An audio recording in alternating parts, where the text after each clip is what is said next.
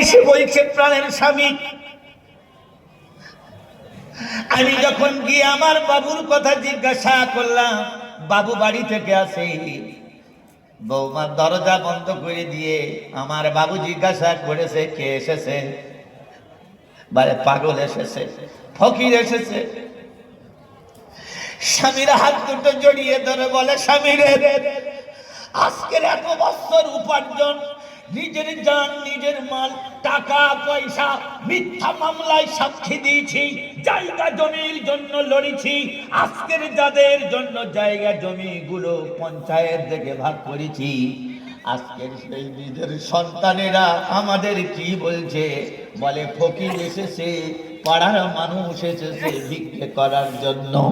আমার ভাইরা আমার, আল্লাহর নবী মুহাম্মদুর রাসূলুল্লাহ সাল্লাল্লাহু আলাইহি ওয়াসাল্লাম বলেন, তুমি যত বড় মাওলানা হও, মুফতি সাহেব হও, হাজী সাহেব হও, গাজী সাহেব হও, এমএলএ সাহেব হও, রাষ্ট্রপতি হও, রাষ্ট্রদূত তুমি যদি হও, আল্লাহ রাব্বুল আলামিন বলেন, যদি তোমার জনম দুঃখিনী নারী ছেড়া মা, যদি তোমার পিতা তোমার ব্যবহারে কোনো জায়গায় যদি কষ্ট পেয়ে থাকে, পৃথিবীর সব থেকে বড় মুহাদ্দিসকে ডেকে নিয়ে যদি জানাজা পড়াও, আল্লাহর নবী বললেন কবরের আযাব কোনোদিন মাফ হবে না। তোমার বাপ আর তোমার মা তোমার উপরে নারাজ। আল্লাহর নবীর সাহাবী হযরত আলকামা রাদিয়াল্লাহু তাআলা, আপনাদের ইতিহাস জানা আছে, হযরত বিলাল এসে ডাক দিচ্ছে, আলকামার মা কোথায় আছে? বলে ছাগল বাঁধতে গিয়েছে মাঠে। সেই জায়গায় পৌঁছে গিয়ে বলছে, নবীজির সাহাবী আলকামা, মৃত্যুর সময় কলমা আসে না, তুমি চলো, নবীজি তোমার যেতে বলেছে। আমার ভাইয়ের আমার, আলকামার মা ছাগলের খোঁটা মেরে চলে এসে দেখে নবীজি বাড়ি। নবীজি বলছে, মা তোমার ছেলেকে তুমি ক্ষমা করে দাও। যে মা খেলো ব্যথা, সে মা গেল কোথায়? আজকের মা আমাদের পালা সিস্টেম হয়ে আছে।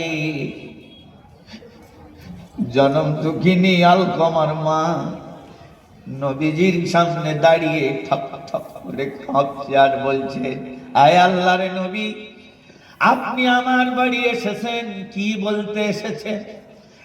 তুমি তোমার সন্তান, যে সন্তানকে তুমি প্রসব দিয়েছো, অতি আদর করে লালন পালন করেছো, আলকামা তুমি ক্ষমা করে দাও। নবীজি বুঝতে পেরেছেন আমার সাহাবী হবার পরেও পর্যন্ত কলমা কেন পড়তে পারে না। ওরে যুবক, আজকের তুমি তোমার মা তোমার বাপকে দেখতে পারো না, মৃত্যুর সময় আল্লাহর কসম আমি জানি না আল্লাহ তোমার জবানে ঈমান অবস্থায় মৃত্যু দেবে না।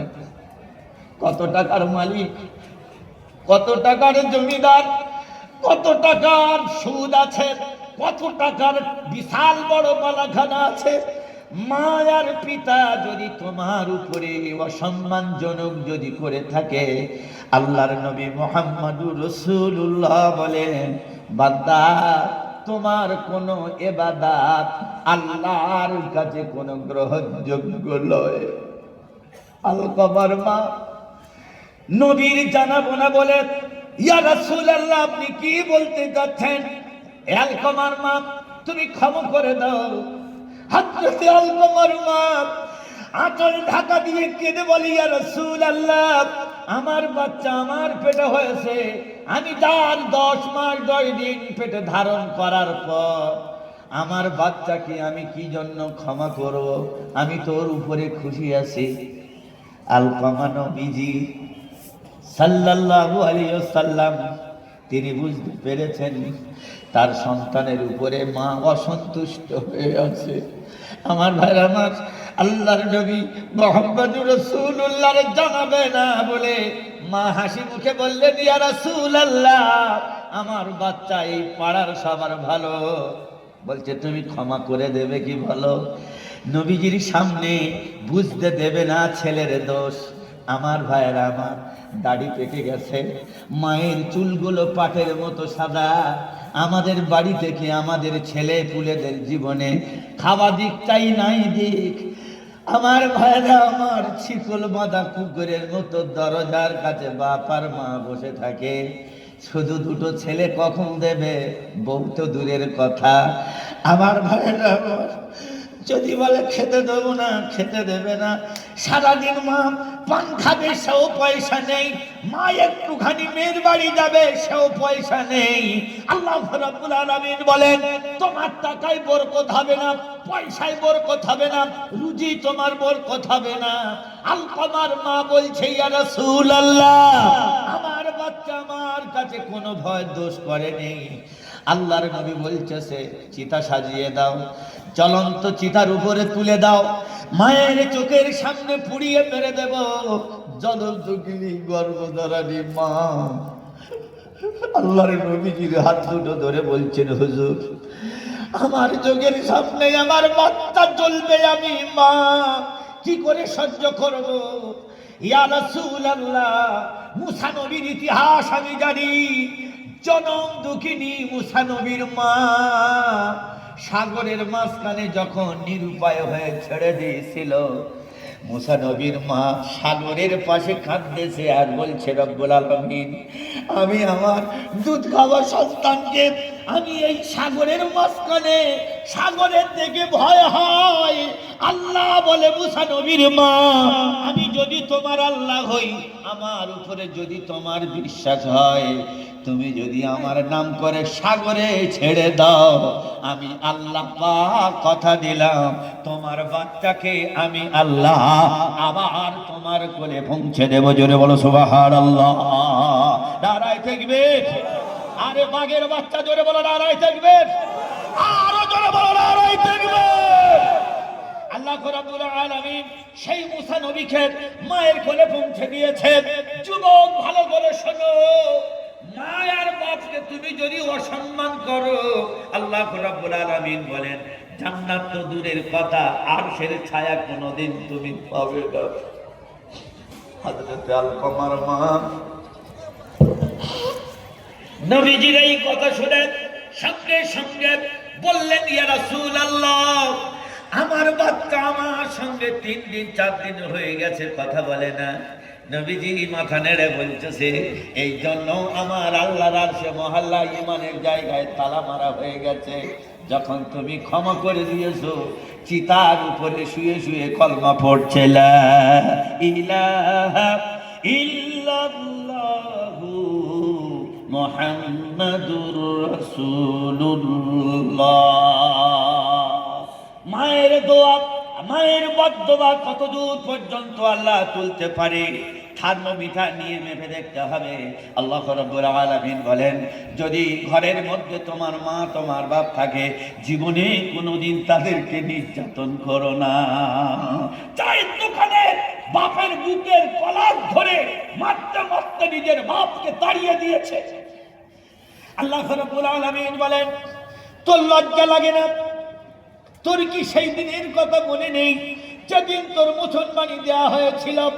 আমার ভাইয়েরা আমার, যেদিন নিজের জায়গা জমি বিক্রি করে সেই দিন তোর মুসলমানের দিন, আকিকার দিন বিশাল বড় উদযাপন করেছিল, মেতেছিল তোর বাপ।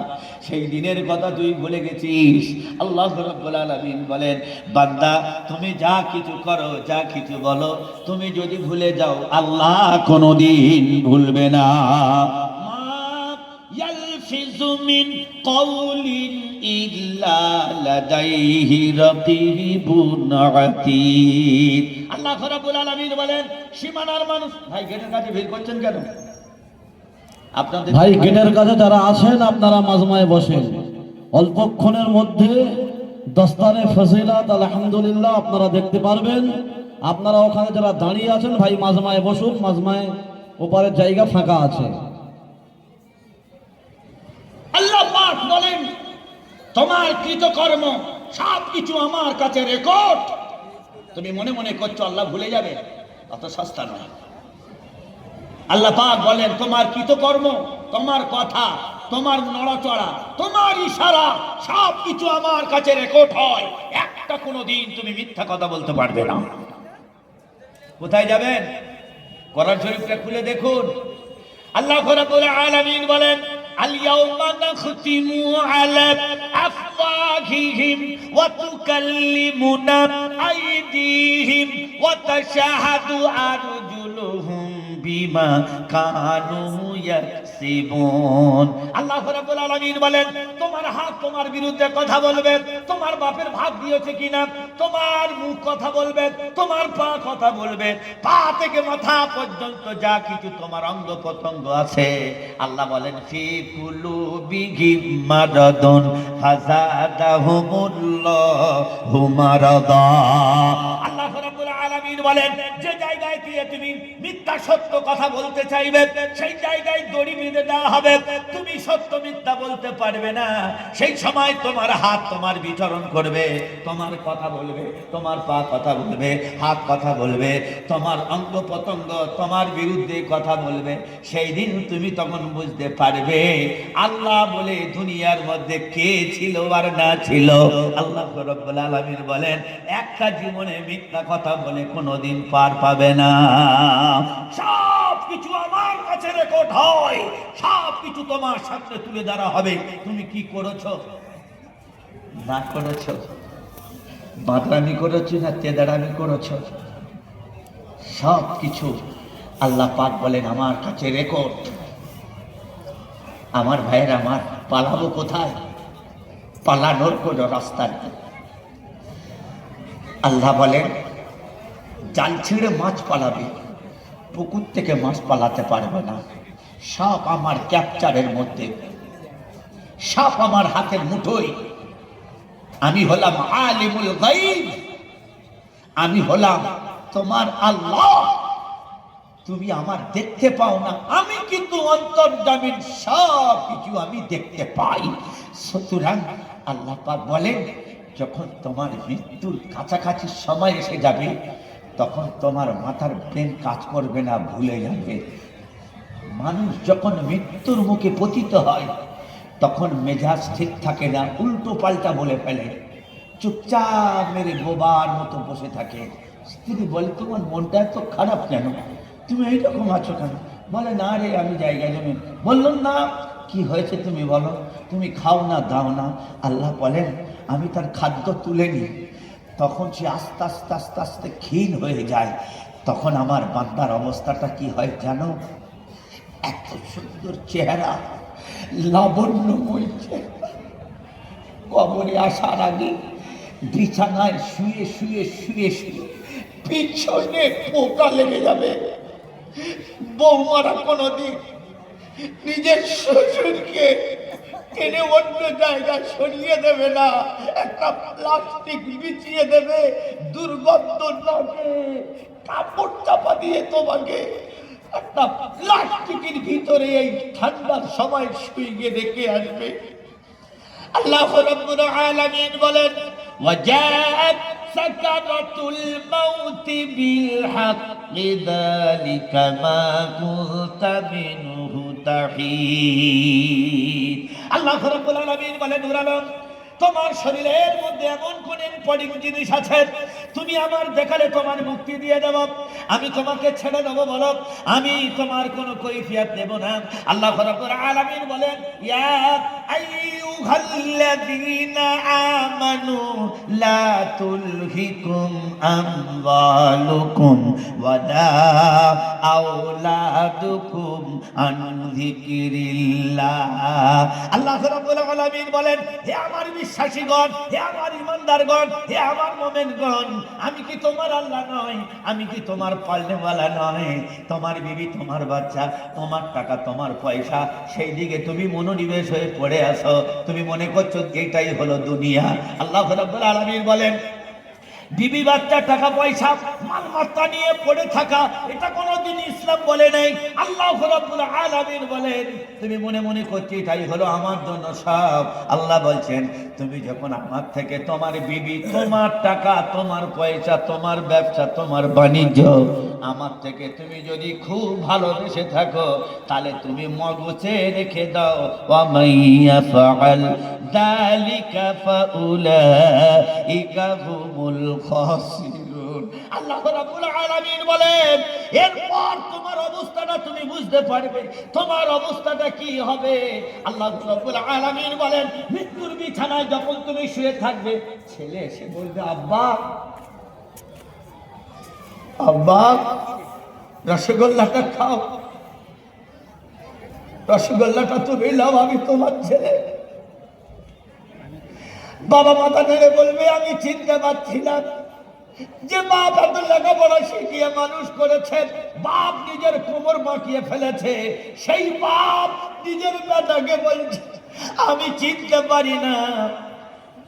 আমার ভাইয়ের, আমার নিজের অর্ধেঙ্গিনী শরীরের সম্পর্ক যার সঙ্গে ছিল, সে এসে বলছে একটুখানি পানি নাও, মাথা নেড়ে বলছে আমার চিনতে পারছো। আল্লাহ রাব্বুল আলামিন বলেন ওয়াজাআত সাকরাতুল মাউতি বিল হাক্কি যালিকা মা কুনতা বিনহু তাহিদ। মৃত্যু এমন একটি সাংঘাতিক কষ্ট জিনিস, জিন্দা ছাগলের ছাল ছাড়ালে সেই ছাগল কেমন চিৎকার দেয়। আল্লাহ বলেন বান্দা মৃত্যু তোমার এমন এসে যাবে আচানক, তারিখ সাল ধরে আসবে না, তওবা করার সুযোগ তোমার দেবে না। আল্লাহ রাব্বুল আলামিন বলেন আমি বড়কে রেখে দিয়ে ছোটকে তুলে নিয়েছি, এটাই